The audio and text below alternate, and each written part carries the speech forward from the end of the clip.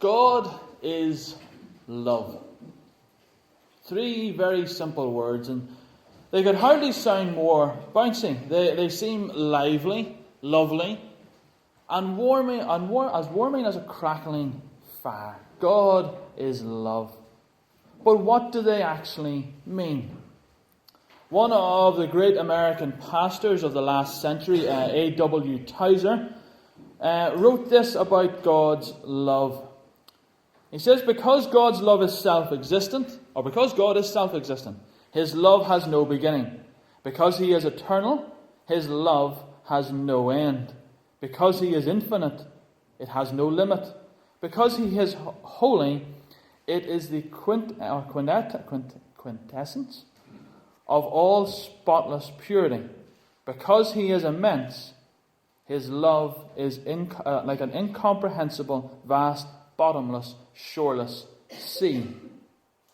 It is quite a grand and complex statement, a very complete one. And at times it can probably seem quite abstract to us. And actually we can find that with a lot of the things that we'll say in the church or as Christians about things about God, and they seem rather abstract to us. And with that there is a major problem. Because while these are beautiful descriptions, they are not particularly comprehensible or appealing to average people. And really, statements like Tozer's are only made sense of if you are really into your theology and are able to unpack it in all its ways. The truth is that we actually grasp what God's love means better when it's a personal illustration. They are what make it real, especially when they are expressed in terms of the closeness of a most intimate relationship. Hence, why when we read the likes of Psalm 103, verse 13, it says, "As for a father shows compassion to his children, so the Lord shows compassion to those who fear Him." And with that we're able to suddenly relate because we understand what a father is. And we're then able to know God's love better. And today, in one of probably the best known parables by Christ, that is what I want us to look at. It's a personal illustration of God's love for each one of us. But it is important to note that in this parable there is also a major challenge of how we are to relate to God and to His love. And as the story about the 2 sons opens up, what we should come to realize is that we all fit into one of the 2 sons' shoes. So as I said, let us turn to Luke's parable in Luke's Gospel.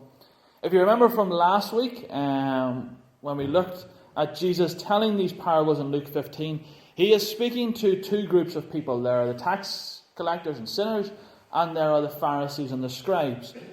And really what they give us is a perfect cross-section of the entire community and of humanity. And as you will hopefully recall, the Pharisees grumble quite a lot about Jesus being associated with tax collectors and sinners. And it's now to both groups that Jesus gives this parable, the last of 3, on what it is to be lost, and particularly on what it is to be loved by God. Traditionally, the parable's name is known as a man who had 2 sons. We tend to know it as the parable of the prodigal son. And actually, that does the parable a great disservice, as it only focuses on one of the 3 characters that appear in the story. Rather, if we seek to use the name prodigal, it should be placed in front of the father, and we'll look at that in a bit. And actually, a good title for the parable could be the one that we're using today, The Prodigal God. This is not from my own head. This is from a book by Timothy Keller. If you want a really good book on this parable, I would advise you to go and have a read of that. It's quite a short book. That's why I've read it, because it is short. And in it, he puts across this parable in a wonderful way. He unpacks it in great detail. And it's called The Prodigal God. And really what this parable shows us is that mankind is the 2 sons. and that God is the Father. And in one short story, we are given a summary of the entire gospel message of God's grace and love to each one of us. So let us begin firstly by looking at the two sons. There is the younger rebel and the righteous elder. And we'll take first the younger rebel. What do we learn about him from this parable? Well, as the parable opens up in verse 12, he appears. He's the first one to appear on the scene. And he's asking the father for his inheritance. Now, at face value, this seems like quite a bold request. And if we think it's bold to us, in the time that Jesus was saying this was a completely unthinkable thing to do. Really, what the son was asking for here was a share of the father's life. The word that's used in the original language is bios. It's the Greek word bios. It can also be translated as life. Property and life are seen very much in tandem. Land was worth a great deal more than money in Jewish culture. It was what gave you social standing. It was what made you who you are. So the younger son shows his true heart. And it's selfish and it's arrogant. He can't wait for the father to naturally die. He wants his inheritance now. Basically, he wishes the father was dead. His father is standing between him and having a good life. And he doesn't want a relationship with the father. He just wants what he offers. He wants to enjoy himself. He wants to have a ball, live life to the full. He hates the idea of being told what to do or working all his days away and then being too old to enjoy his inheritance fully. And I wonder, would we be like that today? Would we go to our fathers and ask them for our inheritance? Now, I'm sure there's a number of fathers in this room that if they thought their son or daughter was coming to do that, they would chuck them out the door. The reality is when the son asks for this, he wants to end his relationship with the father. He wants what he offers. And do we just see our parents or those that have loved us as a hindrance to us having a good time? Better still, do we see God in that way? Would we rather just go and enjoy our lives our way, be the king and queen of our own life, and have God nowhere in it? God and a relationship with him are just seen as a hindrance. He doesn't want any of us to have fun. We're quite happy to take his benefits. And it happens so often in the church as well. People will come and be seen in a social setting that they are part of the church. But as the week goes by, they are anything but living as part of God's family. They want his benefits, but they don't want his guiding or his hand upon their lives. So the son then leaves the household. He heads off and he enjoys his inheritance. Today he might have headed to the likes of America, to Spain, to Ibiza, to a big party somewhere in the world. And he would have had a whale of a time. But the money eventually runs out. All the friends leave him at the wayside and he hits rock bottom. And to add insult to injury, a famine hits the land. And he has to seek a job. And the job he finds is the lowest of the low. And I'm very sorry today if you're a pig farmer and in here. But the reality was, for a Jew to end up working for a Gentile pig farmer was unthinkable. Jews and Gentiles didn't mix. They were seen as unclean. And pigs, well, if you worked with pigs in Leviticus, it tells us that you are cursed because they are unclean. So here we have a son of a very wealthy man now working at the lowest point possible. And really he associates there with the tax collectors of the day. Then while he is at his lowest point, he realizes that actually at home things were not that bad. His father actually looked after him pretty well. And even the servants and the hired hands were getting better treatment than he was at this point. They had food to spare. So he grows up. We're told he comes to his senses Another translation says he comes to himself. He realizes that he probably needs to head back home. He starts to realize that no one else is to blame bar himself. And he swallows his pride and realizes that it's better to go home and seek the Father's forgiveness than to stay there. But he still, to some extent, wants a bit of control because he talks about being a hired hand. But what we see later on is that that is not what happens. And maybe today, this is the point that you're at. Living the good life, or living for yourself, is now an empty feeling. Maybe living as the king and queen of your own life isn't all it's cracked up to be. Maybe you realize that the late nights and the endless parties are not worth it. What the world has to offer will always end up the way of the prodigal, of the young rebel. It will always fall to bits when you hold on to it too tightly. And are we willing to swallow our pride and realize that maybe we need to come home? That is where we leave the younger son at this point. But we move then to the end of the parable, and we meet the righteous elder. We'll come back to the father in a minute. The elder brother, he appears verse 25 through until verse 32. And what happens is he comes home from a hard day's work. And he sees a massive party going on in the great banquet hall of the house. All his neighbours are there. They seem to be having a good bit of fun. And he calls a servant out to where he is. And he asks him what's going on. And the servant says, well, your younger rebellious brother is back. And he gets angry at this. And he refuses to go in the door. Why? Well, the reality is, he sees his younger brother, the rebel, is now home, and the father has brought him in through the door and put him back in the family, and thrown a lavish party to celebrate, instead of making him repay his debt as he ought to in the son's eyes. This means that the rebel again is entitled to his inheritance, and that does not seem fair. And we see a row erupt between him and his father. Firstly, instead of going into the party and finding his father and talking it out, he requires his father to come to him. The host had to leave his own party. And in Jewish culture, you did not do that. You did not drag the host outside. And then he goes even further. He chews the face off his father. In verse 29, we say, look, all these years I have slaved for you and never disobeyed your orders. Notice he does not address his father with any respect whatsoever. Rather, he says here, look you, this is not how it should be. I've been slaving away for you, and you've never given me anything to have a party with, and now you kill the best animal we have for this rebellious one.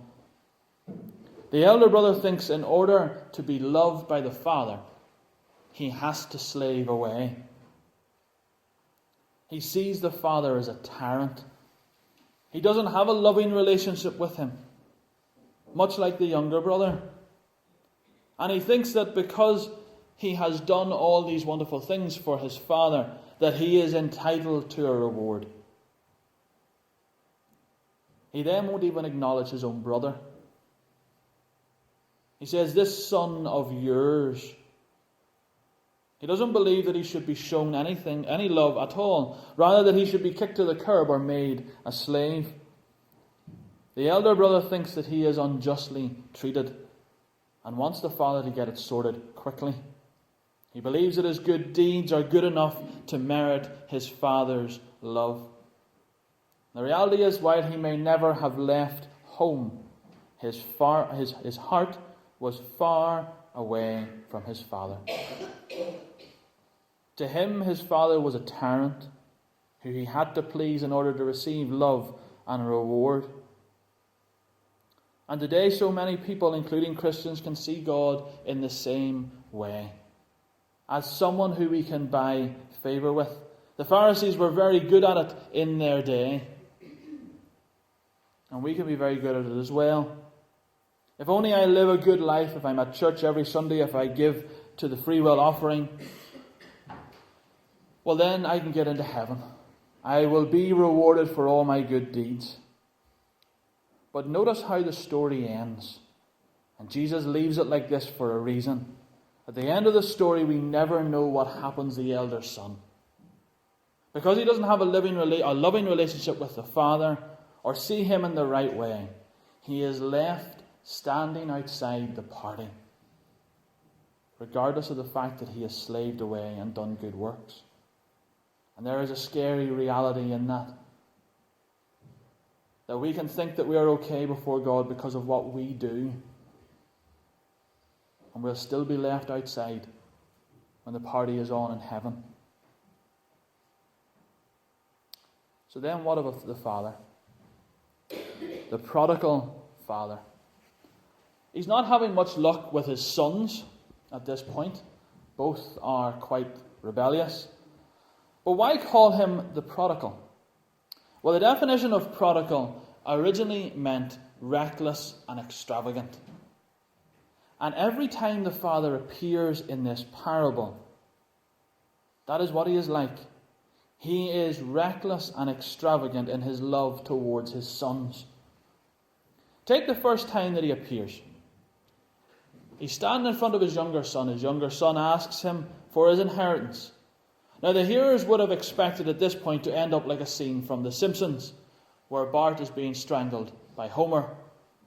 In Middle Eastern culture, it was very easy for the father to turn around at this point and throw the son out of the house with physical force and leave him near dead for requesting such a thing.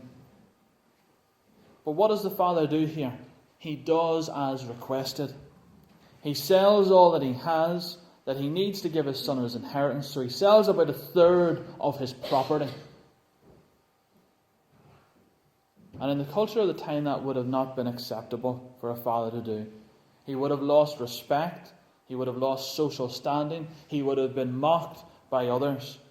Yet out of his love, he gives his son exactly what he asks for, possibly hoping that he will see sense. Then the next time we see him, he's running up the road. And again, in a society that was so patriarchal, where the head of the household was revered and respected, a patriarch of the family would dare not run, dare not show his bare knees and run up the road. Children ran, women ran, not the heads of households. But he doesn't care. Why? Well, we read in verse 20, but while he was still a long way off, his father saw him, and he felt compassion. And he ran and embraced him and kissed him. It is because he loved his son that he felt compassion, and he went out to him. He would have seen his son from a long distance off. He would have known what he looked like as he walked. That's how much he cared about his son and how much detail he knew about him. And he saw him coming over the hill, and he knew he was sorry and he was looking forgiveness. And the father gives it readily. The son starts to do his well-rehearsed speech. And ironically, his speech ends before he can actually say the line that he had planned, what his initial plan was, which was to seek to repay the father. And what we see is instead he says, "Father, I have sinned against you and against heaven. I am no longer worthy to be called your son." And at that point, that is when the son is broken. Because he's not seeking to gain a higher standing. Rather, he is seeing that his father truly loves him. And he doesn't have to repay the debt or work as a slave. The father gives him the best robe, probably his own out of his own wardrobe. He gives him the family ring, which signifies sonship. And he gives him shoes. Now, shoes don't seem like an important thing, but shoes were only worn by sons. They were not worn by slaves. He reinstates his son to his rightful position. No questions asked. Why? Because he loves him. Then finally we see the prodigal father extend the same love to the elder son. Even though he's been publicly humiliated by him in front of all his friends and neighbours, And we see in verse 31, he says, "Son, you are always with me, and all that is mine is yours." The Father is completely reckless again because of his love for his sons. He wants to show them his love in the biggest way possible. And Jesus told this parable so that we would see God's love in the same way, the love that he has for each one of us. The truth is that God is recklessly extravagant in his love towards each one of us. Even after Adam and Eve sin in the garden, in Genesis 3 and 15, we are told that he already has a plan in place to send a Saviour to crush the serpent's head. And as mankind has rebelled against God ever since, living their own way, he still sought and seeks to love each one of us. He gives all he has, like the father in the story. He gives his own son to take our punishment. He sacrifices the dearest thing to him so that we can come back. And when we come to him and we are sorry, and I mean truly sorry, he welcomes us with open arms. And we don't have to be a slave or repay our debt. In his family, we are given the right to become sons and daughters of the Almighty Father, so that his love and grace is always towards each one of us. But some will think, like the younger son at the beginning, that God is only getting in the way of having a good life. But the truth is, you will never experience a life like the one he offers unless you are willing to enter into a living relationship with him and live under his rule. The world, all that it has to offer, will always crumble away, and you will be left with nothing. But with God, you are given this wonderful inheritance. Some will think, like the elder brother, that their goodness is good enough, that they don't need God's offer of love and grace in Christ, that they can buy their way into paradise. Please do not fool yourself. Heed the words of Christ in the parable. The elder son is left standing outside in darkness. And it can be a major fault that is present in a church family, because it presents that image to the world at times, and we must stop doing that. We must stop putting Jesus plus X, Y, and Z. What God tells us here very clearly is that as we come to him, seeking his forgiveness, trusting in what Christ has done, it is Jesus plus nothing will equal everything. Jesus plus everything else will equal absolutely nothing. But there will be those who will come to realize that life without God is worth nothing, and the only way to be right with him is to seek his forgiveness, to trust in what Christ has done for us in his sacrifice on our behalf, and then be welcomed into God's family as a son and daughter of the living God. Today, as we finish this parable and our time this morning, here is the perfect illustration of God's love for us.